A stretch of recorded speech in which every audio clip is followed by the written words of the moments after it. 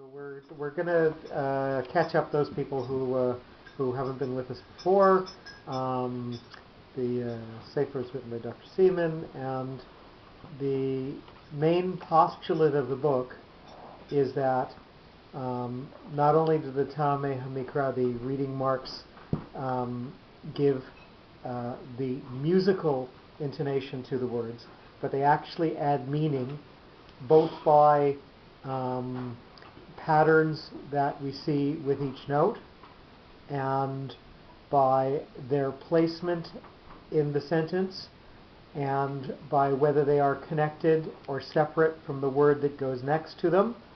And his division of the biblical text is to take each note and whichever words are grouped with that note, and then to build a paragraph around that so that the words might actually not flow into a sentence, but each paragraph will flow into the next paragraph that's next to it. And he draws a connected story based on what the Tameh HaMikra, what the notes are teaching us, rather than simply by translating word by word.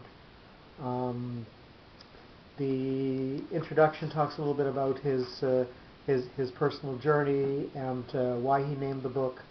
There is a fair discussion on the letter Beit, and then the initial pasuk of Breshit, which we haven't really touched on a lot yet. We're going to sort of save that for later because it's quite mystical and quite deep.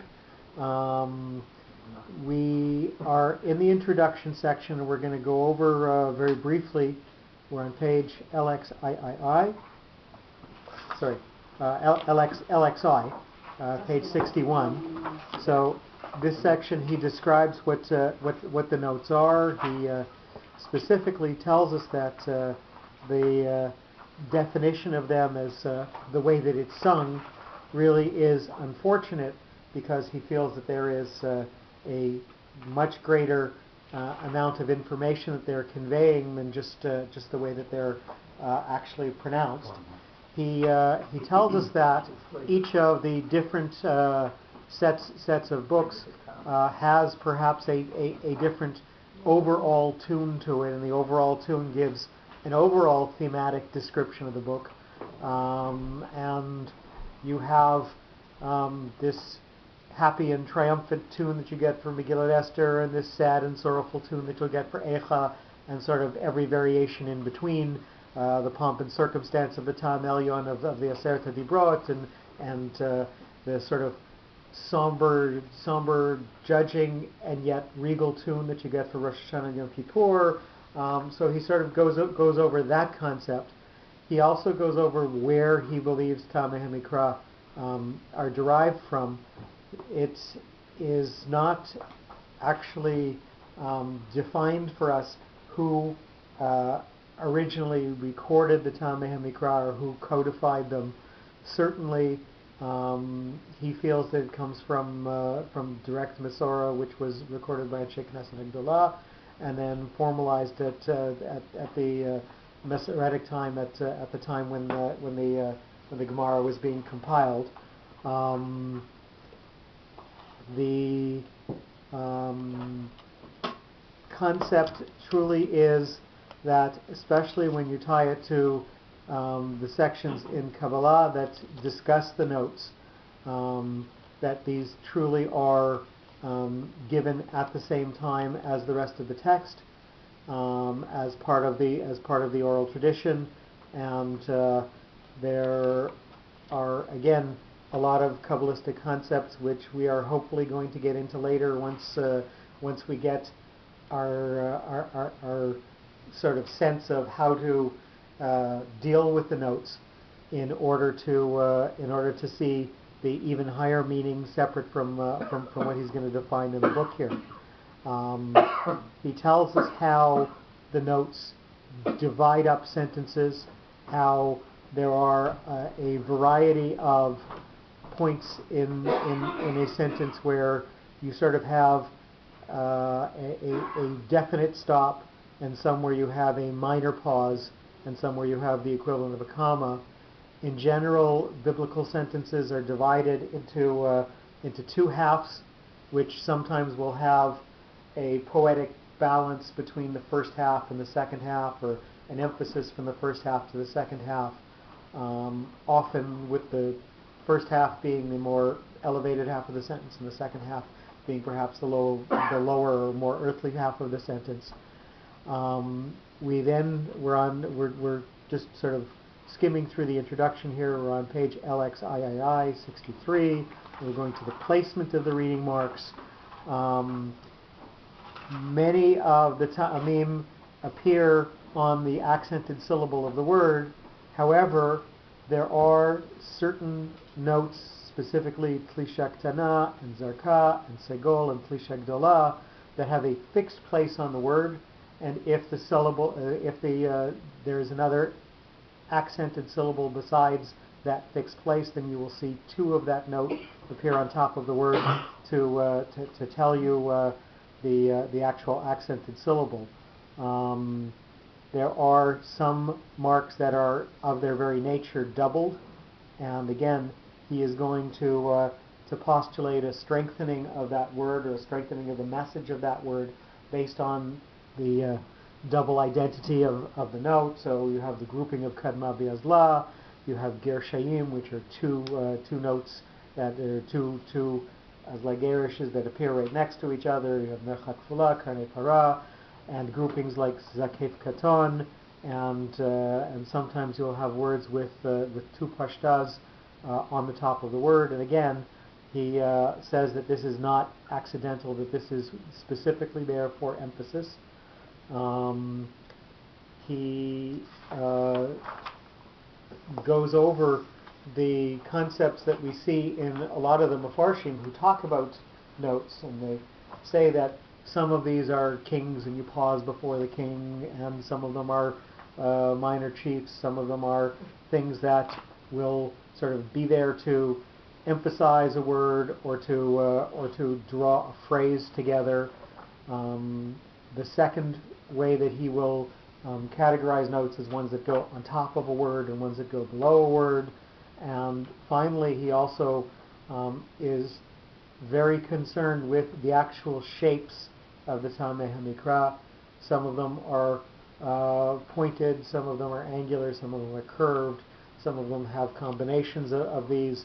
And again, he draws significance from the shape of the notes into what they are trying to tell us about that word or phrase. We're on page LXIV at the bottom paragraph, brief meaning of individual marks, and we'll go over this section again. Mahapach, and you'll notice the way that he's organized, that he gives a number 1, and then he gives you the note, and if it seems to be underneath the number 1, then that is a note that typically will appear underneath the word, and if it appears to be on top, like tu pashta, then that is a note that appears on top of the word. So Ma'apach is a sign of systematic preparation of some events or conditions. So Ma'apach is always in a phrase, it always starts and then joins to other notes that go after it. So the typical phrase would be Ma'apach Pashta Zakef Katon, or so Ma'apach usually has something else that's coming after it. So he tells you, because of the nature of that phrase, Ma'apach is something that is going to prepare for something that is going to happen afterwards. It may emerge from several positions, taking advantage of previous preparation. So sometimes there'll be a pashta in front of it. It looks like a funnel. It looks like something that is going to draw something that is coming before and draw it into sharp focus, draw it into a point. And it consists of numerous components and brings them close to a purpose, like its shape. So he's specifically saying, because it is focusing things onto one point, that it might draw from what is coming before it.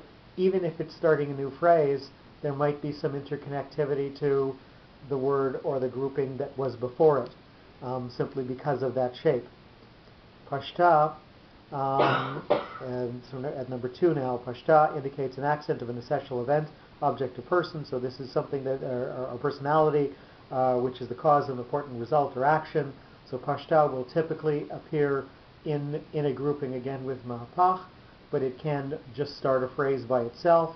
It accents the word that it is appearing on and allows it to continue in the grouping that it's there.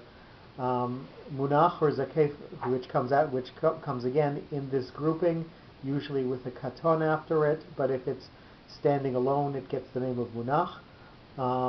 And we'll notice again by the shape that it starts with a line and then goes forward.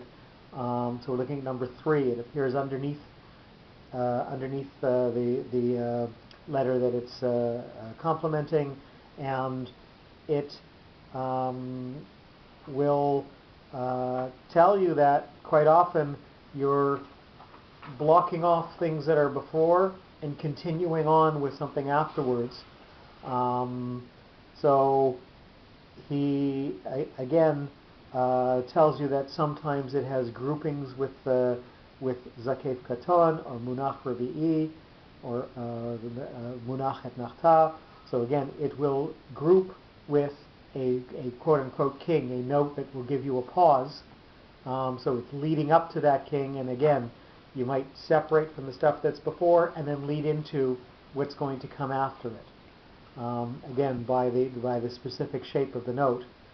Katon, which always follows either a pashta or a muna or a zakef, he defines this as a king of modesty and accomplishment. This is a pause, but not a very large pause. It ends a phrase, the mapach pashta zakef katon or mapach pashta katon, and you will notice that it looks like a colon. It appears on top of a word. It may indicate higher or lower degrees of intensity to achieve a purpose. So he's telling us that, again, this is ending a phrase in a modestly important way, but certainly not the most emphatic way. We then get the next combination, which is mercha tipcha. So he specifically talks about mercha number 5. This is something that is again used in a phrase that always connects to something after it, usually a tipcha, but it can be a sof pasuk. So this is something that's going to gather and collect stuff to go into something that is going to happen after it. Tipcha, which is the second half of this phrase, unfortunately in the text that doesn't seem to be there, but it is the mirror image of the mercha. It's a backwards sloping curved note. So we're at number 6 on page LXV. And again, because of its shape, he says that it refers backwards. It's always collecting something from something that was before, as a receiver of previous preparations, usually made by its frequent associate, the mercha. But he in his definition of the word, the Breshit, we see that Breshit has a tipcha, and he tells us that. This alludes to a lot of what the Kabbalah tells us, that there were many worlds created before this one. The Torah, as an idea, as a concept, was there before any of the creation. So the tipcha on the word Breshit points us back and tells us that there were things that happened before the Reshit. And that's sort of the typical type of way that he's going to take a note and allow us to see that there is a lot more that is in fact there. I think at this point we're not going to continue to go over the rest of the notes because I've gone over them with everybody else. But I think we're sort of getting the concept of he's going to look at the shape and the phraseology of each note, and he's going to relate that to specific words. Just before you go on, my question is, okay, the first 7 to 8 notes it makes sense that he would start that way. Do you have any, could you postulate perhaps why Dr. Simon would have gone in the order, let's say after Etnachta to a Sakef Gadol, and then to Rivli'i, and then, for example, Dargat Tavir, putting at 16, 7. In other words, is there a particular order that you're seeing here? There is a typical way in which the notes usually are presented in a tikkun, right, when you go over them, and this does not match that. That's right. Yeah. So I think he wanted to get the most common phrases there first, which are Mapach Pashta Zakev Katron and Merchat Tipcha Munachet Nachta. So he wanted to get all of those because that is sort of the bread and butter, if you will, of the way that sentences are formed. And then he wanted to go through all the minor and major accents to tell us how they differ in terms of taking a word and turning it into something more, turning it into a phrase, turning it into a paragraph. Right, but not necessarily any particular order to the after the first 7 or 8. I don't think it's correct. Yeah. Yeah. Right. Yeah. So no, he does not follow. There is a codified way of presenting the notes, and he does not follow that. But this pattern that he's given is probably the best for sentence structure and understanding things in context, because once you've got the concept of these two phrases, Right. Then everything else is more for accent than for understanding. Right. And again, it follows very well into the way that he is in fact going to present text.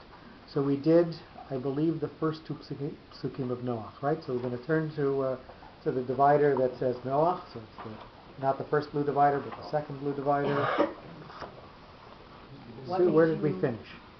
We started at Noach because a lot of the topics that are in Breshit, especially the first 7 days of Breshit, are very difficult concepts to get your head around. We did one sentence, and then we decided that it was going to distract us too much, and we're probably going to learn the rest of the book and then come back to Breshit last, simply because of the amount of depth that's folded into it. So where did we leave off? I think we finished the first two psukim, right? Yeah. Number So 10, what about here? Yeah. 6:11. So we're 6:10. We are on. So the sort of the third leaf of Noach. Has everybody got it? It says G6/10. So again, for those of you who are new to the text, you're going to notice that he's going to define groupings note by note. So Vayoled Noach Shlosha Banim. Et Shem is together because it's only got one reading mark. Et Ham only has one reading mark. Et Yafet has only one reading mark. You'll notice that so he's got the Hebrew word on the right side and the English translation on the left side, and you'll notice if we try to read it as a sentence, it doesn't flow. And he produced Noach 3 sons with Shem, with Ham, and with Yafet. It doesn't quite flow as a sentence. And then what he's going to do is he's going to take each of those numbers, and in fact he's going to define them as a wider meaning to each of those phrases. And you're going to see it's going to run together once we put all of the extra meaning that's there in those words. So Vayoled, number 1, and he produced. You'll notice underneath this that there's a mercha. So we'll remember that this is something that begins a phrase group and is going to run into something that's going to come after it. So Noach was destined to preserve the characteristics of the human race, forwarding seed of the past, which dated back to Adam, and he produced offspring to start a new civilization, as indicated by the directional shape of the reading mark.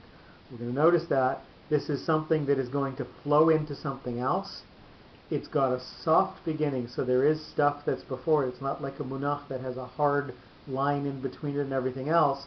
So it's going to say that he's come from the stuff that's before him, and he's flowing into other stuff without having completely separated himself out from the things that were there before.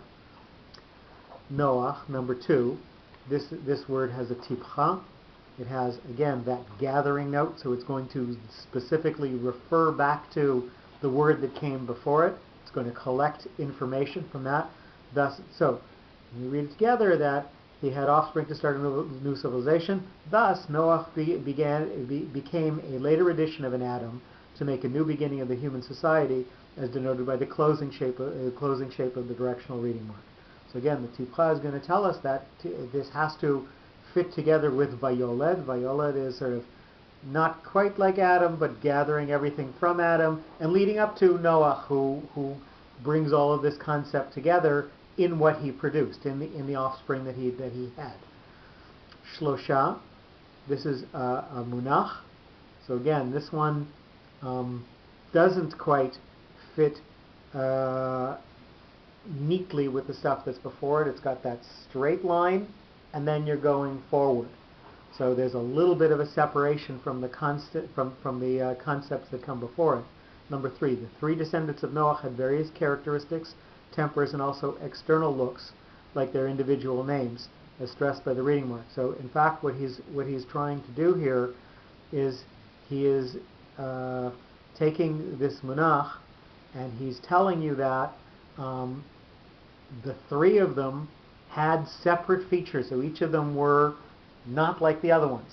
Each of them were separated out from the other ones. Each of them had distinct ways of dealing with things.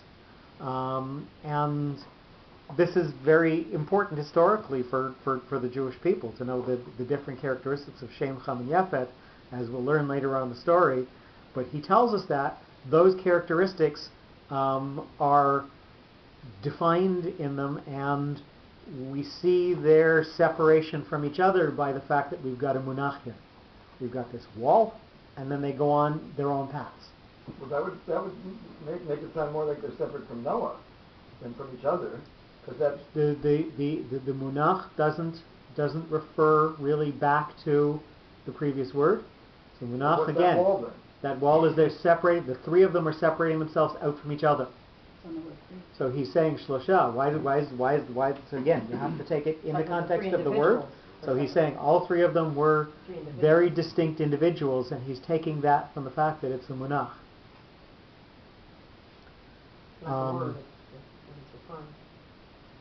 And again, number 4, banim, sons. This has an et nachta. Et nachta is the note that appears underneath it. It is sort of a semicolon pausing between the first half of the sentence and the second half of the sentence. Just grammatically, we pointed out that the letters Beit Gimel and Beit Gimel Taf, Gimel Pei, Beit Gimel Daled, Kaf Pei and Tav can have a dot in them or not have a dot in them, depending on the word before it. If the word before it ends in Aleph, Hey, Vav, or Yud, and the notes connect those 2 words. Yes, this is like rules that like people make up their own games. Yes, but this is Hebrew grammar. When you're doing it in terms of pronunciation with the reading marks, if the phrase separates out those 2 words, then that rule does not apply. But because we've got munach et nachta, which flow together, then shlosha, which ends with a hey, takes away the dot that's in the bait. So we follow that rule, and it's not banim, but vanim. Sons, number 4, because of their personal distinctness. So again, we've got this connection between the word shlosha and banim. So we've defined the word shlosha as telling us that they've got distinct personalities, and this is a phrase that goes together. So because of their distinctness, these sons eventually became the primordial parents for the establishment of particular races, as shown by the stabilizing shape of the reading marks. He tells us that et nachta has this very stable base, and then points to something going onwards and upwards from there. So what he's telling us is that these sons are a stable base on which all of their descendants are going to build and hopefully go to higher purpose from. And again, the stability of the note et nachta is what he's drawing on. Et Shem. So we'll notice throughout the book that he always gives a definition to the word et. which is not something that we see in many other texts. So with shame, number 5, with shame was laid the foundation for kinds of peoples to whom it was based on spirit, idea, and the abstract, which is expressed by the name shame alone. So this is a tipcha, this is a backwards-looking note. So it's something that is going to draw on something that was there before. His name literally means the word name. And he is saying that these are people who will draw on things that are spiritual. I'm not quite sure where he's getting where he's deriving this from, because he doesn't specifically mention the shape of the note. He's perhaps saying that it's looking back to everything that was before it because it's tipcha. Or he's looking back to Noah, because he says Or the looking back to Noah. But again, of the three, he absorbed more of Noah's personality. So. But again, there is some Kabbalah that I still don't feel comfortable going over, because I still need to go over that with somebody else. But I think he is referring to another concept, and I'm not going to give it over until I'm certain of it. It can't be too much far back, because he does have the flood. So Correct. God, We haven't had the flood. We haven't had the flood yet. Tuesday, yeah.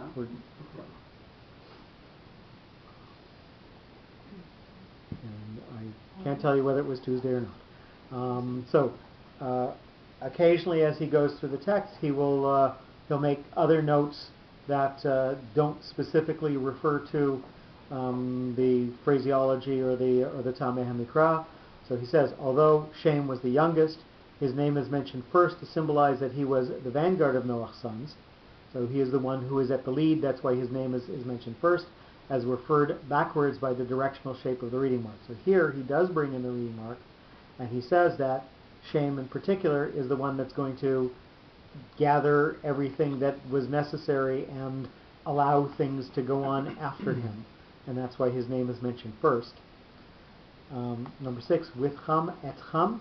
And that becomes a theme of Bereshit and so forth, where the younger child, in almost every case, becomes the leader. Gets the blessing. Gets the blessing, becomes the prominent. So, Without first birth. and we'll have to see as we come to the introduction of some of those other biblical characters, whether they are in fact all introduced with a tipcha or not. I will commit that to memory, and I will comment on it in a later shiur. So number 6, with Cham was established. So this has got a mercha. So this is something that's going to move forward and connect to the idea that is past it. It doesn't completely separate itself out from the thing that was before, but it really doesn't have a necessarily firm connection to it. With Cham was established a breed whose main characteristic was heat. And again, Cham means heat. Heat of temper, choice of living space, sexual activities, etc., as suggested by the directional shape of the reading mark. So, again, he is going to say that this is something that is going to lead forward into other things, into other activities, and his heat is going to lead into the way that he lives his life, his passion, his zeal, his overexcitement. Did you remember your homework about Mercha? Yes, I've asked somebody the question, and he's getting back to me with an answer. Can't shame be separated out a different way, not just by the shape, but by the actual note itself, tipcha? Because it would be et shem, et cham, et yafet, right? Yes. So that also is a way of separating out based on stuff that Dr. Suma would have mentioned earlier.